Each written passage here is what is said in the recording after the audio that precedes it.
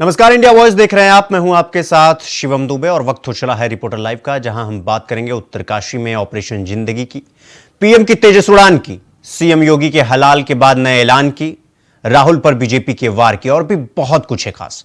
तो चलिए शुरू करते हैं रिपोर्टर लाइव की, जहां ग्राउंड जीरो से हमारे तमाम सहयोगी हमें पल पल की खबर देंगे। मगर सबसे पहले हम बात करेंगे उत्तरकाशी की, जहां पे उत्तरकाशी में रेस्क्यू अभियान युद्ध स्तर पर है। खबर पर ज्यादा जानकारी दे रहे हमारे संवाददाता अभय कैंतुरा। टनल में चल रहा रेस्क्यू अभियान अपने 14 दिन तक पहुंच चुका है और इन 14 दिनों में अभी तक वो सफलताएं नहीं मिल पाई, जिन सफलता की आप उत्तराखंड सहित पूरे देश निगाहें यहाँ पर टिकी हुई थी। जो लोग सोच रहे थे कि चंद मिनटों में सफलता यहाँ पर मिलेगी, कुछ समय में सफलता मिलेगी, क्योंकि ऐसा माहौल यहाँ पर तैयार हो चुका था। यानी जो रेस्क्यू अभियान चल रहा था वो अपने अंतिम पड़ाव पर पहुंच चुका था। सिर्फ कुछ ही मीटर बचे हुए थे देश होने के लिए, वो यहाँ पर नहीं हो पाए। उसी दौरान बड़ी बाधाएं यहाँ पर आई और वो सफलता नहीं मिल पाई। यानी रेस्क्यू अभियान पर कुछ देर के लिए विराम लग गया और अभी भी कह सकते हैं कि रेस्क्यू अभियान में विराम जारी है, पुनः शुरू नहीं हो पाया। कोशिश यही की जा रही है रेस्क्यू एजेंसियों की तरफ से कि उस अभियान को शुरू किया जाए। यानी जो दूसरे जो विकल्प है उन विकल्पों पर भी काम शुरू हो चुका है। यानी टनल्स के भीतर अगर मशीन अगर सही हो पाती है, वापस ड्रिलिंग होने में सहायता दिखती है, जो मैनुअली इस समय मैनुअली उसको दूर करने का काम किया जा रहा है। अगर वो तय समय पर हो पाता तो फिर अगर मशीन का हो, नहीं तो फिर टनल्स के ऊपर दूसरी तरफ चोटी पर जो ड्रिलिंग का जो काम होना है उसको काम को करने के प्रयास यहाँ पर किए जाएंगे। यानी टनल्स के भीतर भी टनल्स के बाहर तरफ भी दोनों जगहों पर यहाँ पर रेस्क्यू अभियान की जो टीम है जुटी हुई नजर आ रही है। रेस्क्यू अभियान को आगे बढ़ाने का काम कर रही है। कोशिश यही है कि इस रेस्क्यू अभियान को मुकाम तक पहुँचाया जाए और जो 40 जिंदगियाँ टनल्स के भीतर फंसी हैं उनको सकुशल बाहर निकाला जा सके। लेकिन अभी तक सफलताएं यहाँ पर मिलती हुई दिख नहीं रही है, क्योंकि रेस्क्यू अभियान में विराम लग चुका है और अब कोशिश नए सिरे से दूसरे विकल्पों पर की जा रही है। ऐसे में कह सकते हैं कि कितना समय और यहाँ पर लगेगा ये कहना जल्दबाजी होगा। India wise Uttarkashi. PM Modi ने भरी तेजस की उड़ान, कैसा रहा उनका अनुभव, बता रही है हमारी संवाददाता ज्योति निषाद। प्रधानमंत्री ने फाइटर जेट तेजस में उड़ान भरी। आपको बता दें, अपने हैदराबाद एचएल दौरे के दौरान प्रधानमंत्री ने तेजस विमान में उड़ान भरी। आपको बता दें कि ये विमान बहुत ही हल्का और बहुत ही ढेर सारी क्षमताओं वाला विमान है। मोदी सरकार रक्षा उत्पादों के स्वदेशी उत्पादन पर लगातार जोर देती रहती है। उन्होंने इस बात को अक्सर रेखांकित किया है कि कैसे उनकी सरकार ने भारत में ही रक्षा उपकरणों के विनिर्माण और निर्यात को बढ़ावा दिया है। प्रधानमंत्री नरेंद्र मोदी ने सोशल मीडिया प्लेटफॉर्म एक्स पर लिखा, आज तेजस में उड़ान भरते हुए अत्यंत गर्व के साथ कह सकता हूं कि हमारी मेहनत और लगन के कारण हम आत्मनिर्भरता के क्षेत्र में विश्व में किसी से कम नहीं है। भारतीय वायुसेना, DRDO और HAL के साथ ही समस्त भारतवासियों को हार्दिक शुभकामनाएं। आपको बता दें, तेजस एक लड़ाकू विमान है जो कि बहुत हल्का और ढेर सारी क्षमताओं वाला विमान है, जिसमें एक सीट और एक इंजन है। और साथ ही आपको बता दें कि पूर्व प्रधानमंत्री अटल बिहारी वाजपेयी ने इस विमान को तेजस नाम दिया था। उन्होंने बताया कि तेजस एक सांस्कृतिक शब्द है जिसका हिंदी में मतलब चमक होता है। कैमरामैन सुशील बहल के साथ मैं Jyoti Nishad, India Voice, Delhi. BJP ने राहुल की इलेक्शन कमीशन यानी चुनाव आयोग से शिकायत की है। क्या है पूरा मामला, बता रही हमारी संवाददाता प्रज्ञा मिश्रा। देश में उत्तर प्रदेश की सरकार, योगी आदित्यनाथ सरकार ने एक बड़ा आदेश जारी किया है। बता दें कि माफिया अतीक और अशरफ के खिलाफ लगातार जो कार्रवाई का दौर है वो जारी है। हालांकि माफिया राहुल गांधी अक्सर अपनी बयानबाजी की वजह से चर्चा में आ जाते हैं। एक बार फिर से राहुल गांधी के ट्विटर हैंडल पर एक पोस्ट साझा करने के बाद बीजेपी ने उनके खिलाफ शिकायत दर्ज कर दी है। बीजेपी ने इस बार ये शिकायत इसलिए दर्ज की है क्योंकि उनका मानना है कि राहुल गांधी ने आचार संहिता का उल्लंघन किया है। बीजेपी ने राहुल गांधी के खिलाफ चुनाव आयोग में शिकायत की है। इस शिकायत में बीजेपी ने चुनाव आयोग से मांग की है कि वो सोशल मीडिया प्लेटफॉर्म पर एक्स को निर्देश दे कि वो राहुल गांधी की अकाउंट को बर्खास्त कर दे, साथ ही आपत्तिजनक कंटेंट को भी तुरंत से हटा दिया जाए। आपको बता दें कि बीजेपी ने चुनाव आयोग को ये बात पत्र लिखकर शिकायत की है। इस पत्र में पार्टी ने कांग्रेस नेता राहुल गांधी के ट्वीट का जिक्र किया है। बीजेपी ने आयोग से अनुरोध किया है कि सोशल मीडिया प्लेटफॉर्म पर एक्स को उनके अकाउंट को तुरंत निलंबित कर देना चाहिए और जो भी अपमानजनक सामग्री उन्होंने पेश की है उसे हटा देना चाहिए। बीजेपी ने आगे पत्र में ये भी कहा है कि राहुल गांधी के खिलाफ आपराधिक शिकायत दर्ज कर और आपराधिक मुकदमा भी शुरू कर देना चाहिए।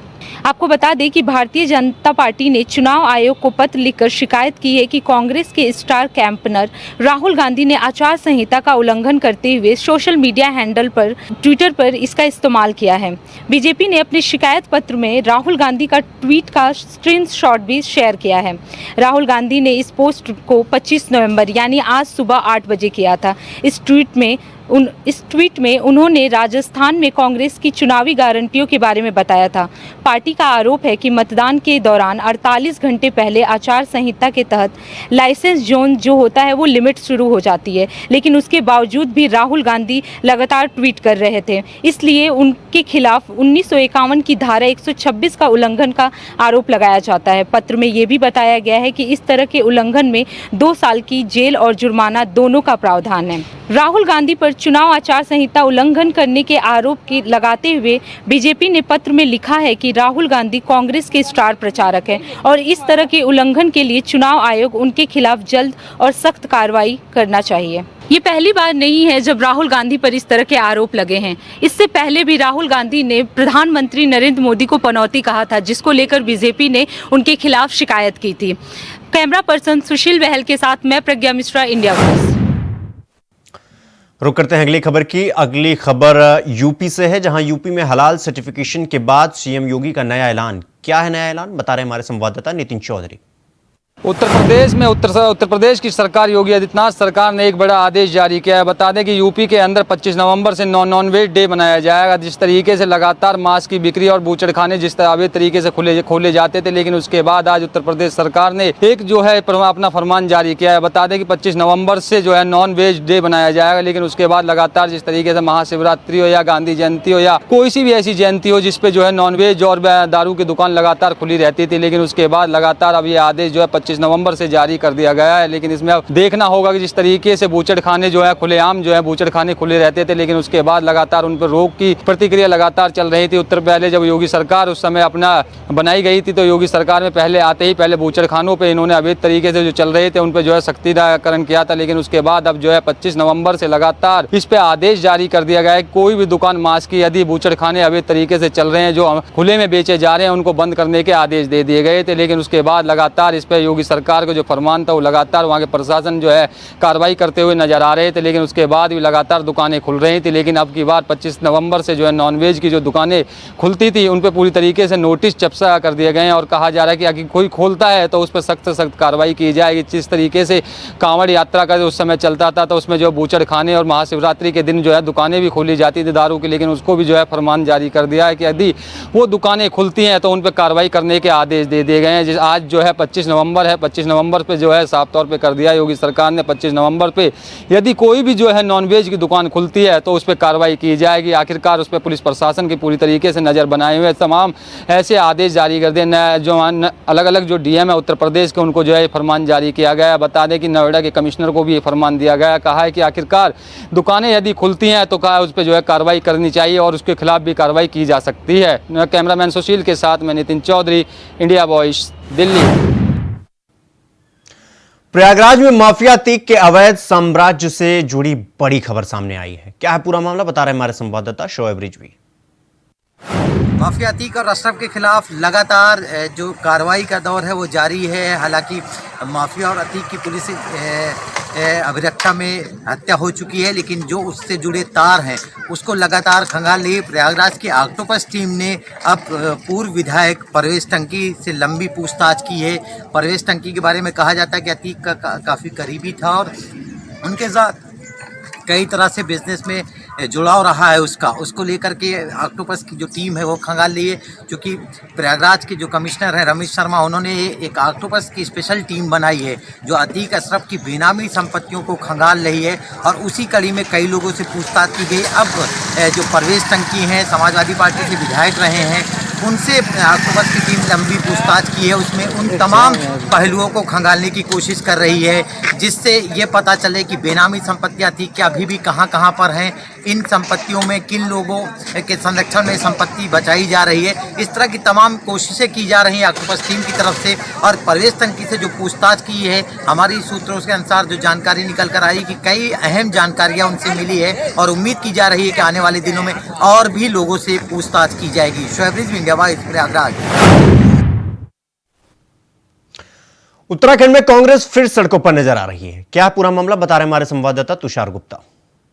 बिगड़ती कानून व्यवस्था को लेकर एक बार फिर महानगर कांग्रेस कमेटी ने धरना प्रदर्शन किया है और मैं देहरादून के एस्ले हॉल में मौजूद हूँ और यहाँ पर आप देख सकते हैं जो महानगर कांग्रेस के जो नेता हैं और साथ साथ कार्यकर्ता हैं वो यहाँ पर मौजूद हैं और जो भाजपा सरकार का यहाँ पर पुतला दहन किया गया है। राज्य सरकार से उनकी ये मांग है कि जिस तरह से जो रेप और साथ साथ बलात्कार के जो मामले लगातार बढ़ रहे हैं, उससे कहीं ना कहीं जो सरकार प्रदेश की व्यवस्था है, कानून व्यवस्था, वो बिगड़ती हुई नजर आ रही है। अगर मुख्य इसका कारण बताया जाए तो बागेश्वर में जिस तरह से एक मुकदमा दर्ज हुआ है और ये मुकदमा और किसी पे नहीं, भाजपा के पूर्व बजरंग दल के नगर अध्यक्ष पर हुआ है और उस पर यह आरोप लगाया कि उन्होंने 15 वर्षीय एक नाबालिका का बलात्कार किया है। और ये आरोप के बाद जो कांग्रेस है, विपक्षी दल है, वो कहीं ना कहीं आक्रोश में है और ये मांग कर रहा है कि उन पर सख्त से सख्त कार्रवाई की जाए। कैमरा जर्नलिस्ट निशांत चौहान के साथ मैं तुषार गुप्ता, इंडिया वॉइस देहरादून। हरिद्वार में कांग्रेस ने पुतला फूंका है, किसका और क्यों, क्या है पूरा मामला, बता रहे हमारे संवाददाता विकास चौहान। बागेश्वर में हिंदू जागरण मंच के जिला अध्यक्ष पर आरोप लगा है कि उसने नाबालिग बच्ची के साथ बलात्कार किया है, जिसने कांग्रेस को बैठे बिठाए एक मुद्दा दे दिया है। प्रदेश भर में आज कांग्रेस के द्वारा अलग अलग शहरों में प्रदर्शन किए गए, जिसमें हरिद्वार में भी आज जिला इकाई के द्वारा प्रदर्शन कर भाजपा का पुतला फूंका गया और मांग की गई है कि बागेश्वर में जो आरोपी पकड़ा गया है उसको कड़ी से कड़ी सज़ा दी जानी चाहिए, क्योंकि कांग्रेस ने कहना है कि भाजपा के जो सरकार है उसके दौर में कहीं ना कहीं कन्याओं पर, लड़कियों पर अत्याचार हो रहा है। अभी जो अंकिता भंडारी केस है वो अभी उसके जो आरोपी हैं उनको अभी तक जो उनको सज़ा मिलनी चाहिए थी वो भी नहीं मिल पाई है और दोबारा से एक नई बच्ची के साथ इस तरह से व्यवहार किया जाता है। तो बार बार इस तरह से जो भाजपा के कार्यकर्ता या उससे जुड़ी हुई जो संस्थाएं हैं उनके जो आरोपी हैं वो कहीं ना कहीं उससे जुड़े हुए दिखाई देते हैं। तो इसलिए कांग्रेस ने आज प्रदेश भर में पुतला फूंककर अपना प्रदर्शन किया। विकास चौहान, इंडिया वॉइस, हरिद्वार। दिल्ली में प्रदूषण का कहर लगातार जारी है। खबर पर ज्यादा जानकारी दे रहे हैं हमारे संवाददाता अजीत कुमार। राजधानी दिल्ली में लगातार प्रदूषण का स्तर बढ़ता जा रहा है। हालांकि प्रदूषण पर लगाम लगाने के लिए दिल्ली की सरकार तमाम प्रयास कर रही है, लेकिन वो प्रयास नाकाफी साबित हो रहे हैं। और इन्हीं तमाम जो प्रदूषण के कारक हैं उनमें से एक है धूल मिट्टी। मैं सब मौजूद हूँ दिल्ली की उस सड़क पर जो एक तरफ जहाँ रोहिणी सेक्टर 22 है तो वहीं दूसरी तरफ किराड़ी विधानसभा लगता है। इस सड़क पर दिन भर जो वाहन चालकों का जो आना जाना है, राहगीरों का, वो लगा रहता है। ऐसे में इस सड़क पर धूल मिट्टी का आलम क्या होता है, मेरे पीछे की जो तस्वीरें हैं वो तस्वीरें देख करके साफ आप अंदाज़ा लगा सकते हैं कि किस तरीके से जहां एक और दिल्ली वासी इस समय प्रदूषण से दो चार हो रहे हैं, लगातार दिल्ली वासियों को प्रदूषण का सामना करना पड़ रहा है, वहीं जो दिल्ली की सड़कों पर उड़ती हुई जो धूल मिट्टी है वो भी प्रदूषण को बढ़ाने में काफ़ी एक बहुत बड़ा महत्वपूर्ण कारण साबित हो रहे हैं। अगर मैं पीछे की तस्वीरों की बात करूं तो पीछे की तस्वीर भी आप साफ तौर पर देख सकते हैं, जिस तरीके से इस सड़कों पर गाड़ियां चलती हैं और उसके बाद जो धूल मिट्टी उड़ती है वो कहीं ना कहीं प्रदूषण को बढ़ावा देने में एक बहुत बड़ी वजह बनते हैं। ऐसे में हालांकि आपको बता दें कि दिल्ली सरकार ने धूल मिट्टी को कहीं ना कहीं रोकने के लिए, समाप्त करने के लिए एंटी मोबाइल स्मोक गन को भी चलाया है, लेकिन शायद कहा जा सकता है कि इस सड़क पर अभी तक एंटी मोबाइल स्मोक गन नहीं पहुंची है। शायद इसी का परिणाम है कि इस सड़क पर धूल मिट्टी दूर दूर से साफ तौर पर देखी जा सकती है, जिसकी वजह से यहाँ पर आने वाले तमाम राहगीरों को और वाहन चालकों को प्रदूषण के साथ साथ इस धूल मिट्टी से भी दो चार होना पड़ता है। कहीं ना कहीं कहा जा सकता है कि एक और जहां दिल्ली सरकार प्रदूषण पर लगाम लगाने के लिए भरसक प्रयास कर रही है, वहीं पर यही जो धूल मिट्टी उड़ रही है, ये धूल मिट्टी प्रदूषण को भी बढ़ावा देने में मददगार साबित हो रही है। ऐसे में देखना होगा कि शासन और प्रशासन इस ओर क्या ध्यान आकर्षित करती है और किस तरह की कार्रवाई करती है ताकि इस धूल मिट्टी पर कम किया जा सके और प्रदूषण पर लगाम लगाई जा सके। Ajit Kumar, India Voice. मिर्जापुर में कॉलेज के छात्रों ने सांसद कार्यालय पर धरना किया है। क्या है पूरा मामला, बता रहे हमारे संवाददाता कमलेश कुमार। मिर्जापुर के जीडी नानी कॉलेज स्थित भरुना चौराहे पर वहां के छात्रों ने सांसद कार्यालय पर दिया धरना।